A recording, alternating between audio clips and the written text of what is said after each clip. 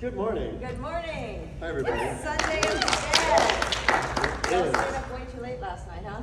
No, I was good last night. I went to bed at a decent hour and got my beauty sleep. Didn't work, but you know. So, gentlemen, I would love to start this off. I want to go back to the beginning. I want to ask you guys where this special effects journey began for you. Wow, Yeah. that's a good The question. origins. Well, my interest began when I was 11. I saw a movie called The Man of a Thousand Faces. Anybody ever see that? Yeah. The story of Lon Chaney. I have a son named Lon. I named him after Lon Chaney. But that was it. From that day on, I spent my every waking moment learning about makeup and messing up my face. I used to go to school with half my eyebrows missing, nose putty in my hair. Then I realized I could make up my friends. But then I wasn't allowed to play with them anymore. They would go home with burn makeups on them, you know. But anyway, that's where it started, you know. And you know, back then you couldn't learn it really, except for Dick Smith. Please tell me you've heard of Dick Smith. Because I have a school and the students show up and they don't know who Dick Smith is, or And you let them in anyway. or Rick Baker. Well, you know. someone has to teach them the Yeah, ways, we're right? gonna throw away their money because Yes. they haven't heard of Yes. Dick Smith, right? But he would share information, and that's how he invented everything we do, and that's how I learned, you know, from him. I have a question for you that I've never asked you. Were your parents into movies? No, No? So your love of it came from you seeing them, not, because for me, my thing was my parents loved movies. So it took me to everything, and that was how I was exposed to films. So I never asked you about No, if yeah. your parents like. no. I mean, took my you to dad movies. would watch Gunsmoke every night, but my mother wasn't into it. And I remember, you know, running away to go to see movies, and I could see my dad searching the theater for me. You know. But I did it on my own. You know, back then, movies were 25 cents. You know? Yeah. Yeah, and you'd have to take a bus or walk to the Yeah. theater. Yeah, exactly. For me, it was, you know, like my parents were big movie buffs, so I felt I was very fortunate that when a new movie came out, they would take the whole family. You know, interestingly enough, like when Jaws came out, which is 50th anniversary next weekend, they went opening night and saw it, and then With the your next brothers night. and you? Well, they saw it themselves the first night, and then the next night they took us. Because they're like, oh, our kids will love this movie. It shouldn't scar them for life. But you know, my dad is also a big gadget guy, very much like Tom. You know, Tom's sort of like my second dad anyway. But Oh, it's Father's Day, by the way. yes, I know. Oh, happy Father's Day, Happy everybody. Father's But, Day. whether you know if you're a dad or not. Anyway, so my dad was a big gadget guy. So we had the Super 8 projectors, and you'd get all the Universal monster movies that were condensed into 8 minutes, and you would turn it on and you'd put it against the wall with a sheet on it, and then you would watch it forwards and backwards a Castle thousand Films. times. Castle Films. Castle Film. So before VHS and Beta and all that stuff, that was how you saw monster movies. Is that you would just watch it, and you could pause it, and you know watch it over and over again. So I just fell in love with monster stuff, and I grew up in Pittsburgh, and there was a TV show called Chiller Theater that Tom worked on, and so every Saturday night they would play horror movies, and you know, and then of course after Jaws, comes this little movie called Dawn of the Dead, and that did it for me. Like those two movies really kind of changed everything for me. So it's his fault. It's all your fault. And I mean, I don't know if you have a history in this, but Tom, tell me about your history in acting. How did that start? When did you start becoming a performer? In grade school. Yeah. I remember the principal of the school saying, you know, you should pursue acting. You know, I was just doing a bake sale sketch, you know. But in grade school, and then when I got back from Vietnam, I was stationed in North Carolina, and there was a theater there, and I walked in one day, and that was it. I was in a play every night for 8 years. I was King Arthur, I was Benjamin Franklin, you know. I was poor as shit, I had nothing. I was living off unemployment. But every night I was in a play, and that was, you know. So my acting began in theater. You know, and of course I met George Romero, and he put me in Night Riders and, you know, Dawn of the Dead and all that. So But is it true that he met you when you were in high school and he was auditioning for a movie? I was a sophomore in high school.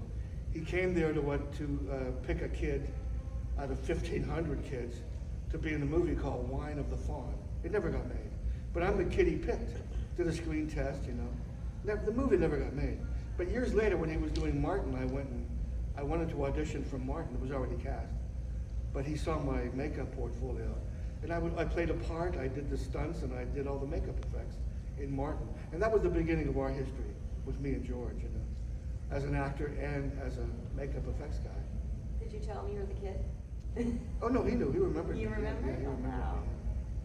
It's a very small community in Pittsburgh of people, and you know, I met George ironically because we were on a family vacation in Italy, and I think he was there meeting with Dario about Dawn of the Dead, and I was like sitting at the table and went, oh, "That's George Romero!" Like across the room. And as he was getting ready to leave, my brother and I went up and said, "Hey, you're George Romero." And George was the kind of guy who was like, "Oh, you should come down to the office. It's you know, come visit." And I was like, "Shit." I didn't even have a driver's license yet. And as soon as I got my driver's license, like I would drive down. Weren't you like 14? And, yeah, 14 or 15. And then I got my driver's license, and I would go down. I would go down to his offices when he was just there working and writing and doing stuff. And Didn't you visit us on Dawn of the Dead? no, Dawn I visited weirdly because the guy who was the mall liaison, his name was Bill Wagner. His son went to Swickley Academy where I went. And he goes, "Hey, they're shooting this zombie movie at the Monroeville Mall." And I'm like, "What? What are you talking about?" And then, so I went and visited then, but I hadn't met George. I don't think I'd met George yet. I can't remember. It may have been right before or right after. I don't remember. But you and I met on Creepshow because I was visiting George out in Monroeville where this soundstage was.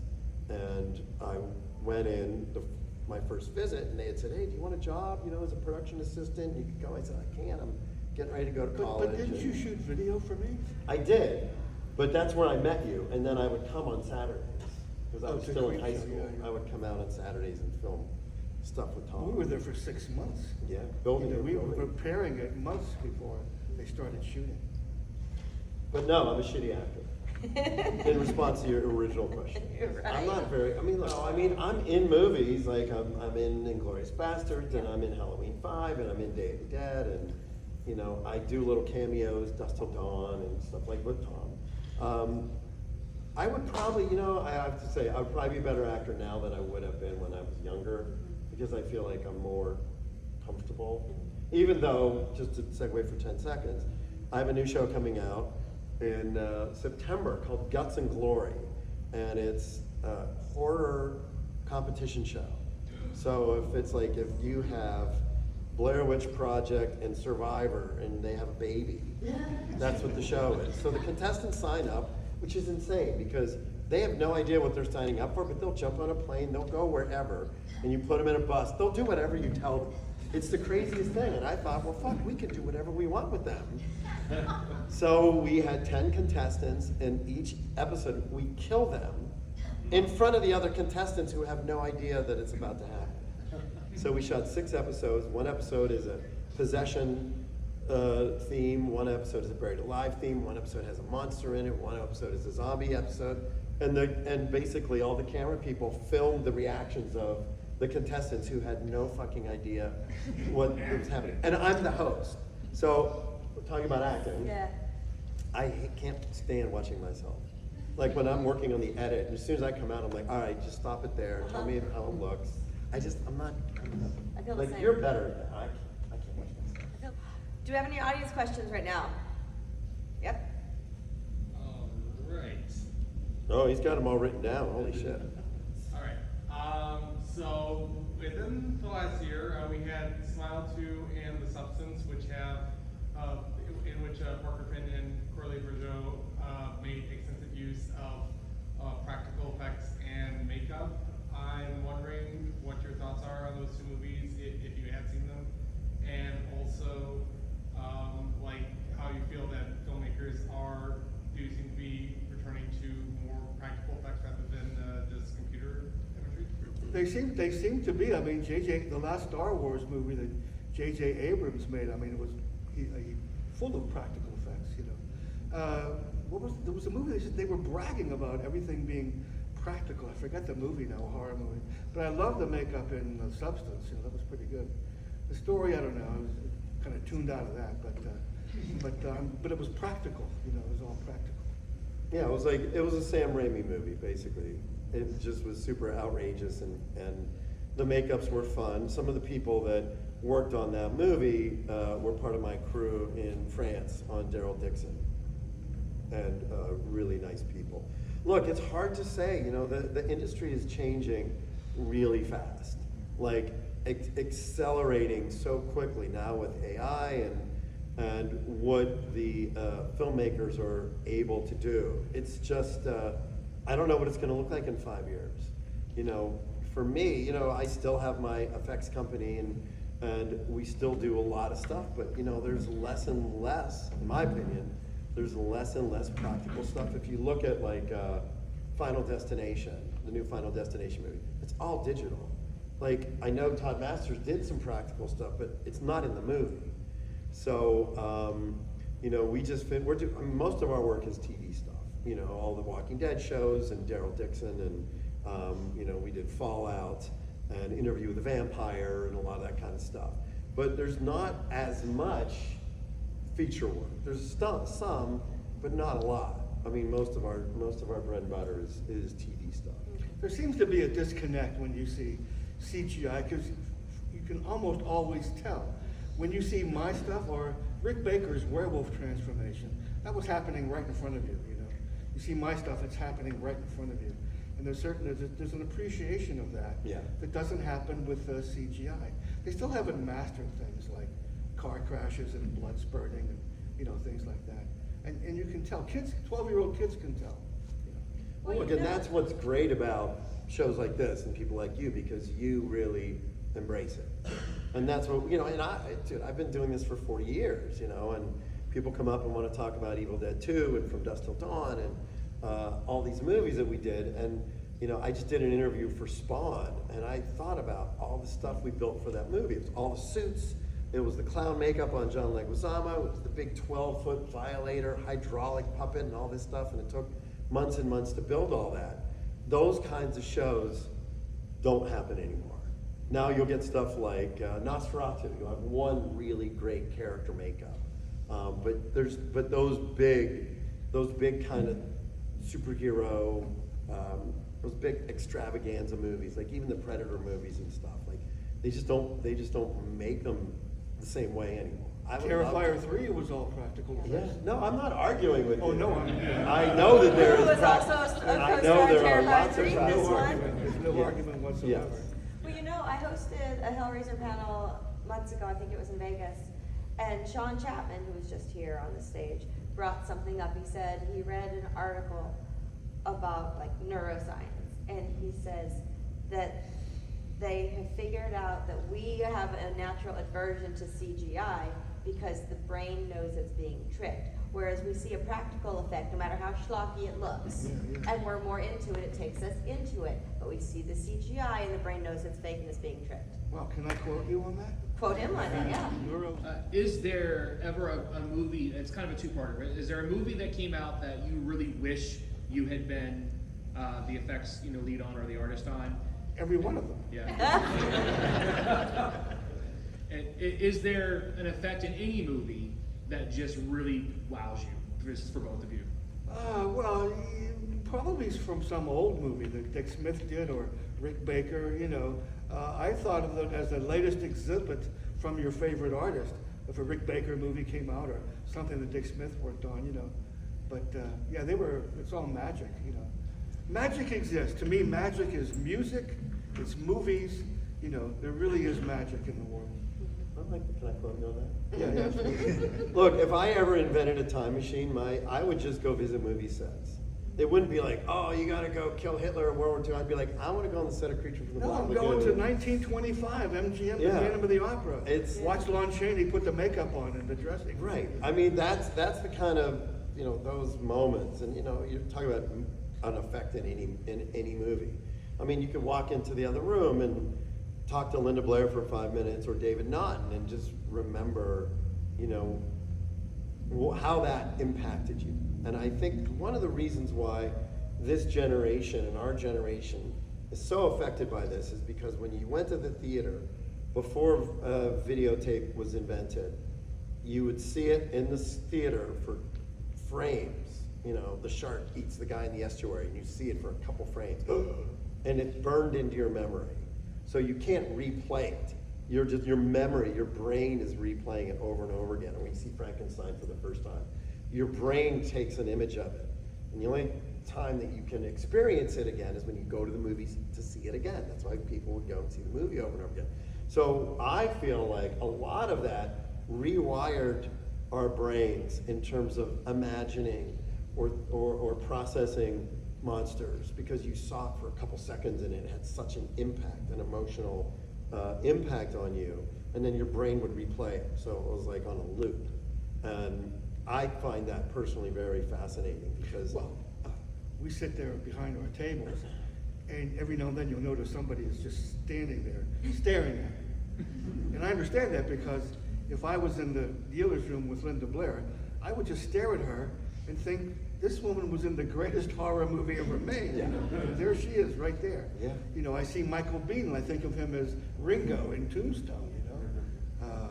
Well, that's really part of the fun of being at these conventions, you know. Definitely. Do we have any in this section? Yes? So one of the things that I often find is I enjoy experimenting, giving myself a limitation. You can find anything now to make negative effects with it. The only thing limiting is money and time.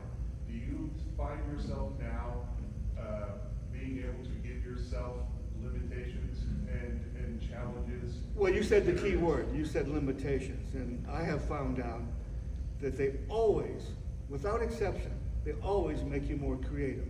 Limitations like not enough money, not enough materials, not enough people, not enough time. Yeah, That's the time. important one, not enough Yeah. time, okay? They always make you more creative.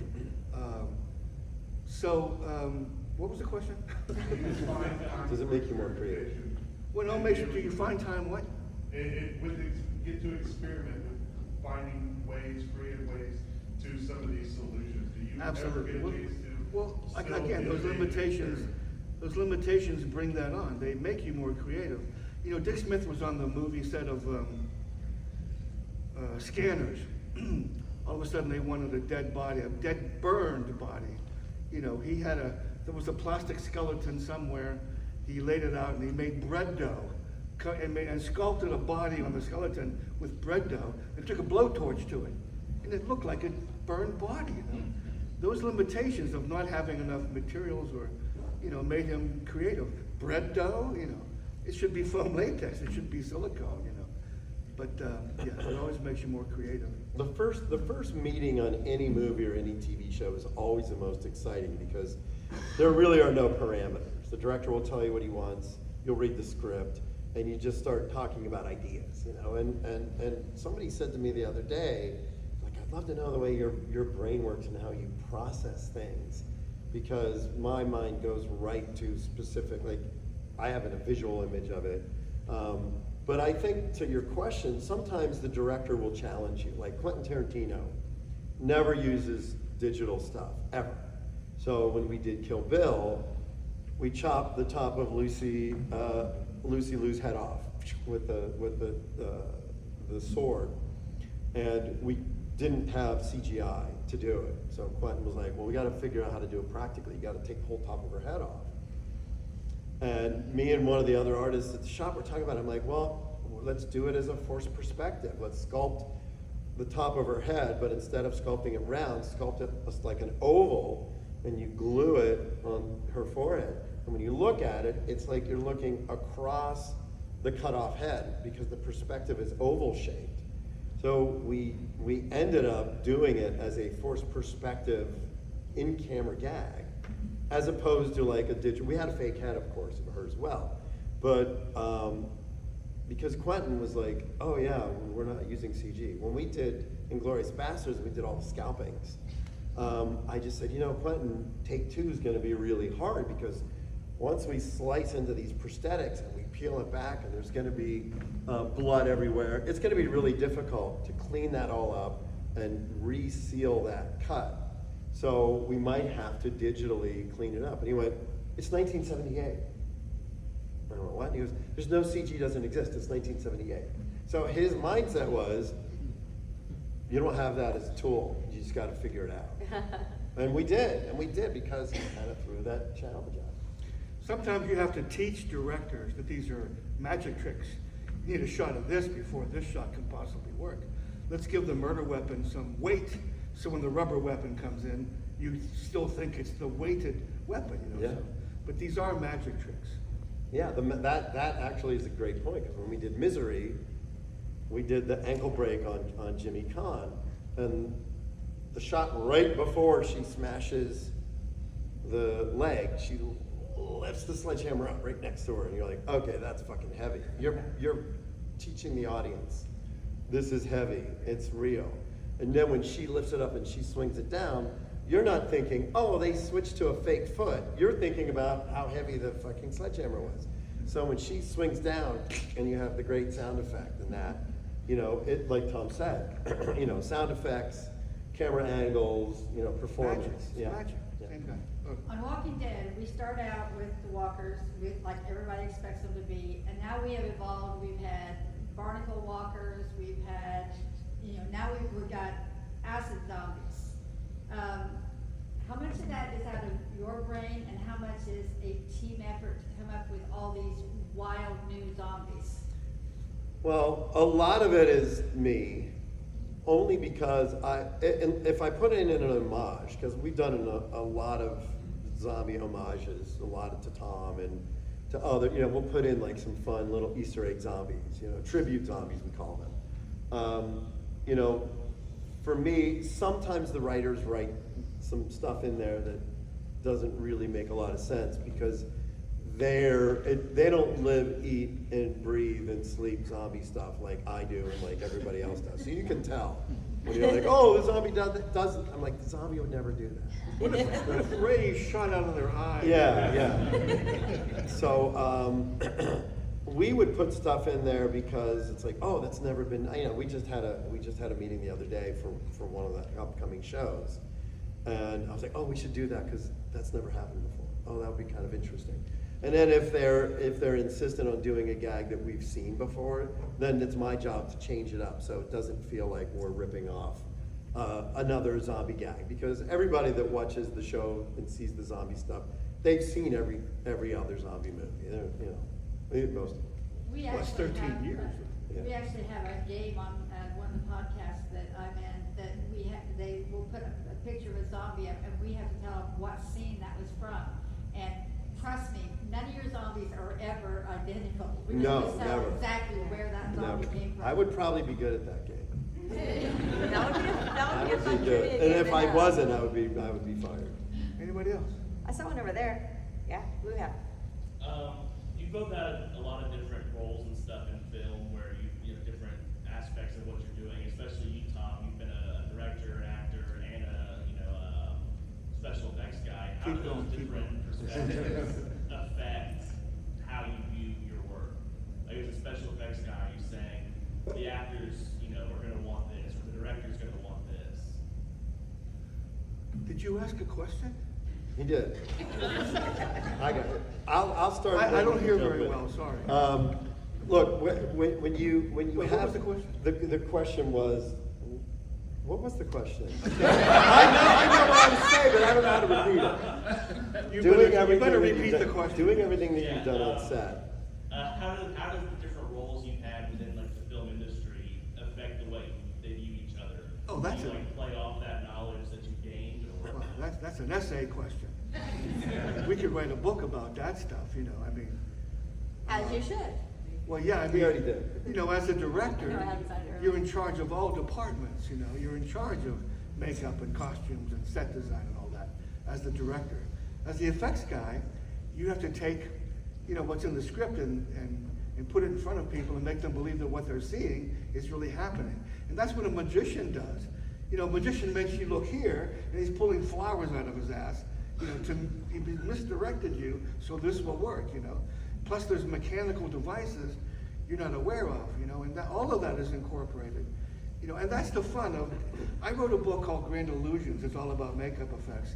And the first line is, the more you do, the more you get to do. So if you're interested in a career in movies or trying to get in the door, you know, the more things you can do, the better off you're gonna be. Someone's gonna pick a talent, you know. Like my students, there's a student of mine that been at K&B for how many years, Derek? Oh, God. In the 20. foam room, okay? He specializes in foam latex. Another guy specializes in fiberglass, you know, and is working in, you know, they work in mass companies, toy companies, you know. So the more you do, because your question initially was, you know, I do a lot of things, and because that was my belief. You know, my dad could do anything. My dad was a carpenter, a bricklayer, a shoemaker, a plumber, an electrician, and I thought you're supposed to do many things, looking at my dad. And that's what I did, thinking you should be good at many things. And that's paid off, you know, as far as my career goes. Well, it makes you a better technician too. Yeah. Because, you know, and a lot of times, like one of the things we'll do, like on Walking Dead, we did it all the time, was if there was a gag where somebody got bit or somebody got killed or something happened, we would put guys on the makeup effects crew into zombie makeup to execute it. Like Gino would always get into makeup. he's gonna be there. I would always get into makeup because you know, number one, where the camera is, you know exactly where to bite, you know what to do, somebody's pumping the blood.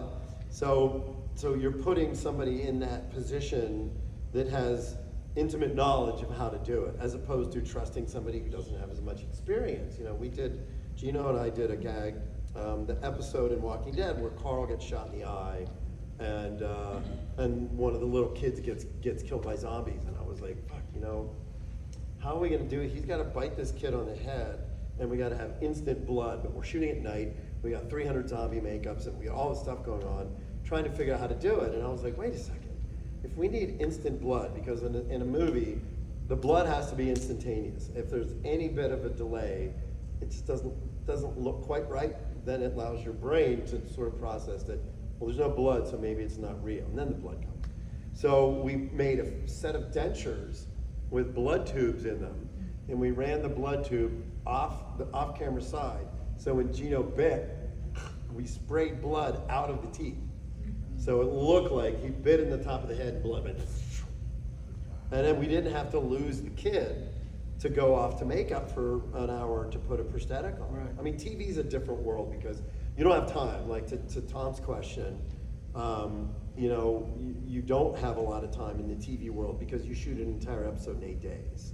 You know, so you don't have time for take two. So you got to make sure that take one is exactly what you want, and you test it. And you know, blood gags. Put 6 cameras on it. Yeah, and blood gags are the trickiest because you never know. Liquid, you know, the physics of water, fluid dynamics. The blood could go that way, it could go that way. If somebody's standing on the tube and you're pumping, and you're like, where's the blood? And then they lift their foot up and then 50 gallons of blood shoots out. But to your point, Fluffy, my crate creature, was my assistant. I knew he was gonna be there, so he's gonna be Fluffy. I knew I could cast him and, you know, he will always be there, not wait for some actor. And you could do all the tests on him in the room and the trade, yeah. Yeah. Anyone else? Right here. Yes. I've asked this question of Tom Savini before, but either of you all could answer. Have you ever had an oh shit moment? Something fails, Oh, someone's yeah, allergic to, Yeah, normally it doesn't happen because you got take 2, you got take 3, you keep doing it until it works. But on Creep Show, everything I planned on Stephen King, I had a tongue that grew plants, we had green lenses that we couldn't get in his eyes, his reflexes were too tight, I had a hand that, none of that worked. And I wanted to impress this guy, you know, it's Stephen King. But that's the only time my stuff didn't work, is anything we tried on Stephen King on Creep Show. Wow. So that was a big oh shit moment, yeah. Oh, and the cockroaches too. That was the biggest oh shit moment. I was never in the same room with those 28,000 cockroaches. Do you have one? I'm trying to think. I mean, I think an oh shit moment for me, which was actually a very unique teaching moment, was on Land of the Dead. And we're up, you know, that was a really hard shoot for me because I felt a tremendous amount of pressure for George, because I wanted the movie to be great. It was his first zombie movie since Day of the Dead. And George was under a lot of pressure, tremendous amount of pressure from the studio, budget-wise, so it was not the most fun. I think the closer we got to the end, and we kind of started to breathe a little bit when we knew, oh, we're gonna make it through. But it was a challenging shoot, and George was under a lot of pressure. There was a gag where one of the characters gets bit in the cheek by a zombie at the end of the movie. So we had a gelatin prosthetic with a plug, blood tubes, everything. We get it all ready. The zombie comes out. They rehearse. George yells action. They do the thing, and the zombie comes in. Right when the zombie bites, she raises her arm, and it blocks the camera.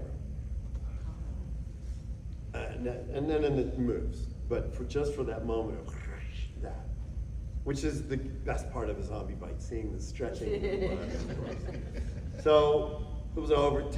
George says cut and turns and looks at me. He's like, "You all right?" And I went, ugh. He said, "Well, the bite got blocked." And he goes, "What are you talking about?" I said, "Well, I went up and walked it." He said, "Let me ask you a question." He said, "If a zombie was biting you in the cheek, would you sit still or would you flail?" And I said, "Well, I would probably flail around." And he goes, "Great."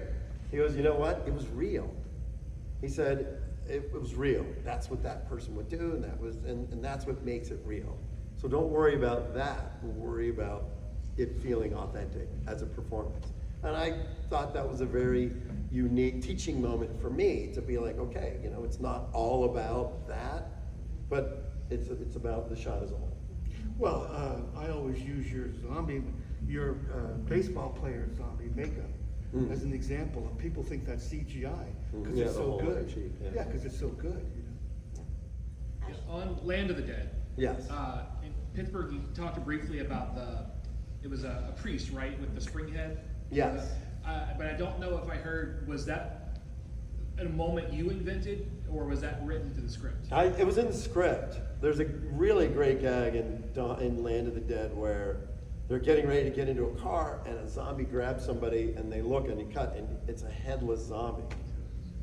And they're like, what the fuck? And then the thing leans forward and the head is still attached and flips up and then bites somebody. I forget who it bites on the hand.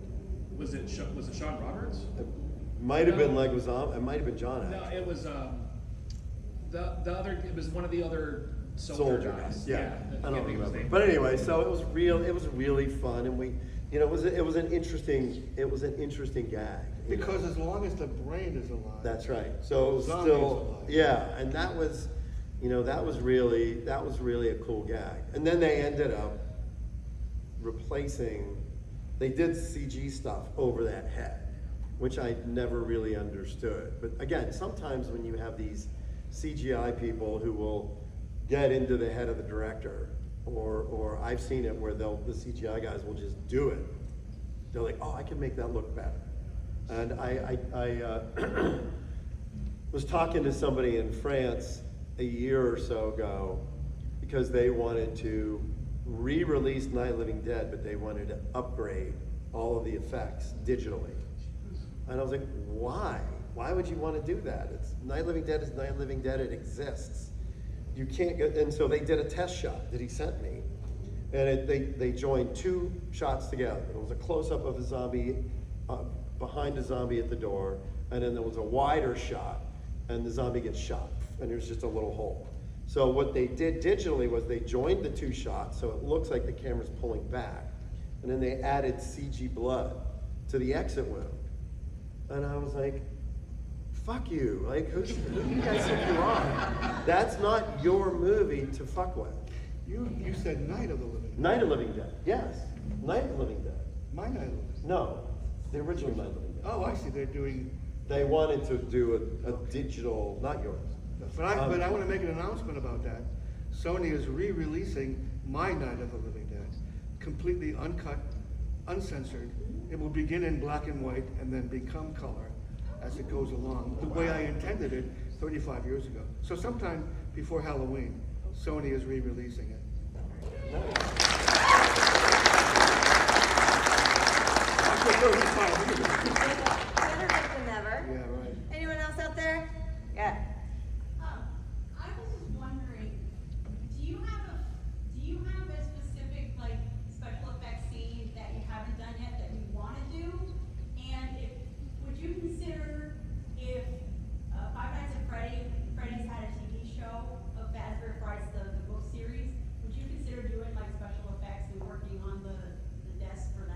No. No.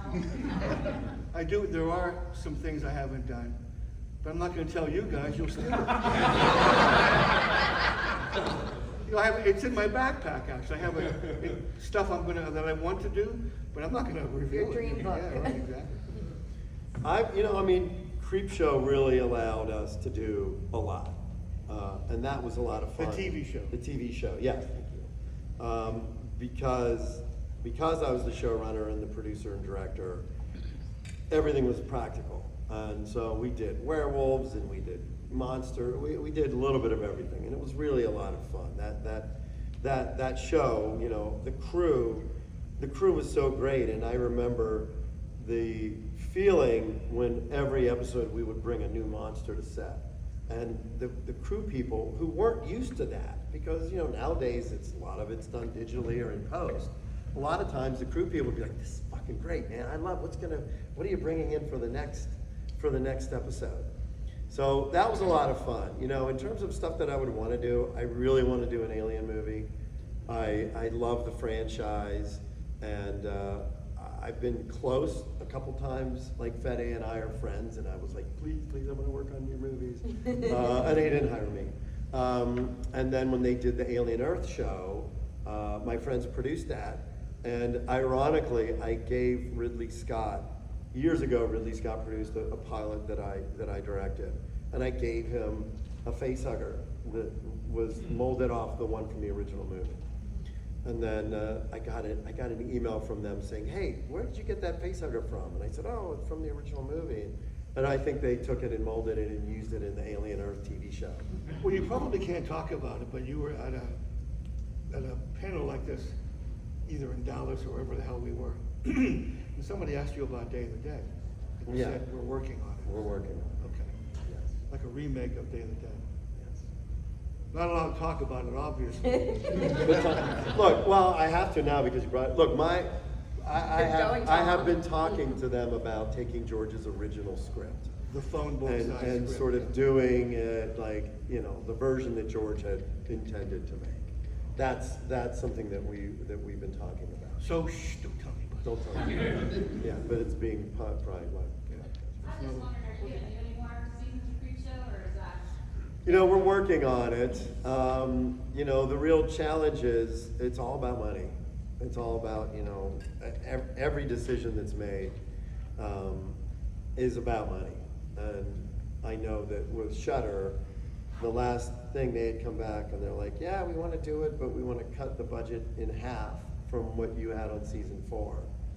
And my hopes would be, and what I pitched to them was, let's just do a movie then. Let's just do a 3 or 4 episode and they can still play it on Shudder and, you know, whatever. But I know it's a little trickier with the rights because of Stephen King and Warner Brothers and. Does Stephen King have anything to do with the rights or all that stuff? The only thing that Stephen King had to do, you know, we had written a sequel to The Crate, which I really wanted to do for season 2, and Hal Holbrook was still alive. He was actually living in Atlanta. He was in a assisted living facility, and he was going to do it. And the idea centered around Hal Holbrook's character, who was ironically, an assisted living facility, and he's getting bullied by one of the orderly guys there, and he says something to the guy like, you don't know what I'm capable of. You think I'm just this old weak guy, but you don't want to turn out like Billy. And then we realize he figures out that Hal Holbrook had killed his wife, and he goes out to the quarry to find the body. And he finds the crate, and the Fluffy had taken the crate out and into a cave, and there's a bunch of little fluffiers. And it was a great script. Me and a guy named Matt Bain wrote it, and we were going to shoot it. And I was like, this is super fun. We're recreating, paying homage to. I thought you were going to Antarctica to find Fluffy. No, that was something. No, that would. I think we talked about that, Yeah. but I kind of liked it. I just liked keeping Hal Holbrook in it. And then we had the script was written and we were ready to go, and then somebody said, "Oh, well, we need, you need what's called a clear chain of title. Like you have to know that the rights are available." And Stephen King does something really amazing for people is that he'll give them the rights to shoot one of his short stories for $1 because he wants to perpetuate people making little short films and stuff.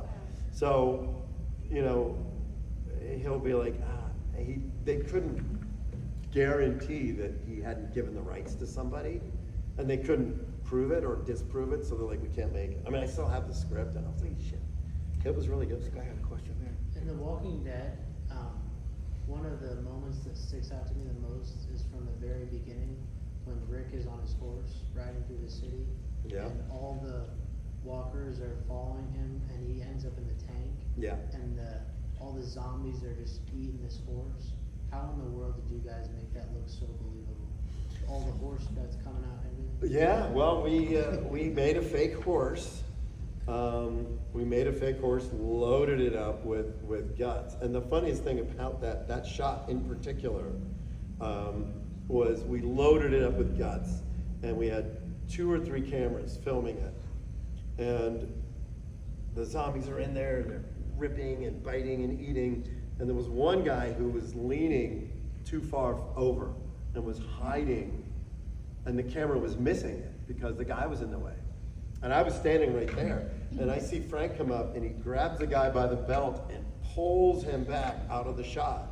And the guy's like with guts going, what's happening, what's happening? And looking around because Frank was watching the monitor, and it looked so great, but there was one angle that there was a zombie in the way. And it's just like, and he literally pulled the guy out.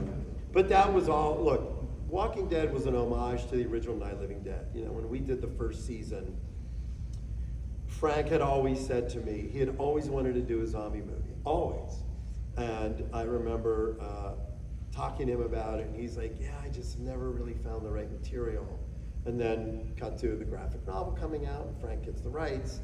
And it was, you know, it was a story about survival, you know, and that was something that he loved. That, you know, the first season is some of the best hours of television ever made. And it was really done because Frank had such a respect and love for George. And I think the thing that's missing in a lot of genre television now is a lot of the writers, it's not in their blood. They don't love it. They didn't grow up watching Night of the Living Dead or Dawn of the Dead or know who Tom Savini is. So it becomes a soap opera and not something scary. I want to be scared. Like, I want a soap opera, and then you can put on fucking Real Housewives. You know. We have time for one more. I'm just curious, is it like upon an actor request, or is there a default flavor for any of the effects that have to go in people's mouths, like biting somebody and the blood?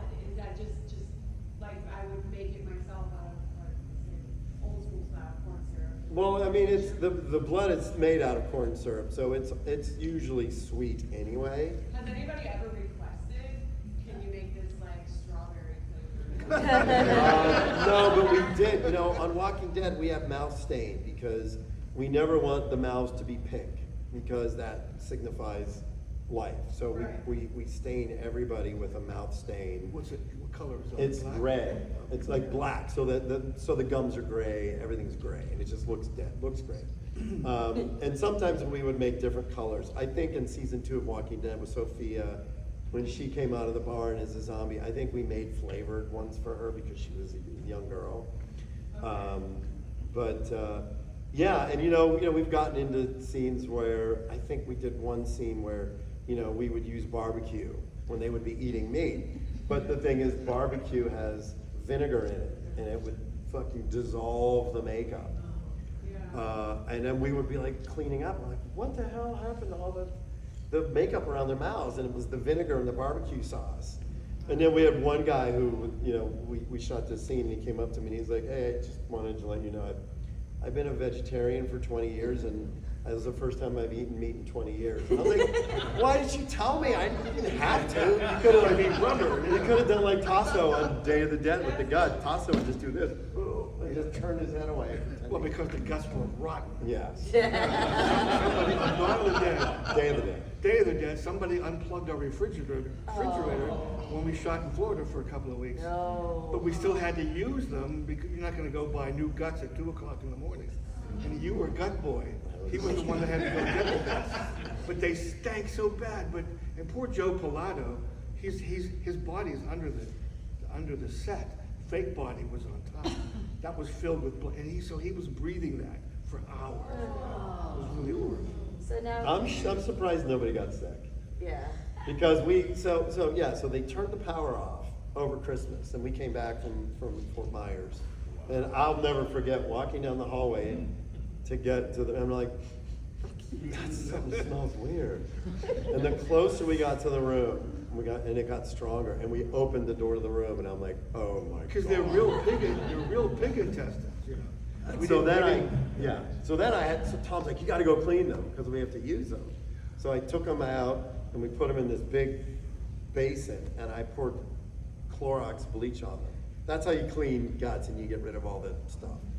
And literally, it started foaming. I There was didn't know so you much had that. back. I didn't know you did that. I cleaned them, and they still smelled that bad. I cleaned them when we first got them, and then I cleaned them. And by the way, those guts, we had them. We started shooting October 1st of 1984. We had a 5-gallon drum of guts. That we got for the first, when Tim DeLeo wakes up, we shot a scene where he wakes The up and dream his sequence. guts spill out. It was like the first week of shooting. So we bought the guts in end of September. Now it's January, and we were using the same. Same guts.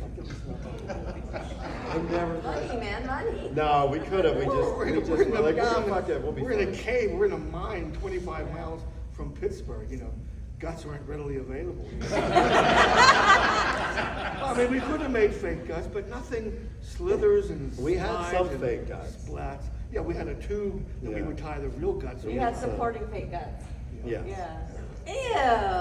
Well, you know. Oh, it's so glamorous doing makeup in movies. Yeah, that was my job. My job would be get the guts, and then go to Rite Aid and buy KY and condoms to make all the head squibs wet. Yeah. So that was I'd walk in and be like, can I have 500 condoms, please? And where the hell are you going this weekend? Oh, it's the usual. And then like the next week, I'd go in and buy 500 more. All the girls were like, what's going on? How you doing? I'm like, yeah. And then of course I could never tell them what I was using them for because I didn't want to ruin the illusion. Oh my God. Oh, well, gentlemen, thank you for that trauma. Good ending. That was a good ending. Great way to end this. Give it up, everyone. Thanks, everybody.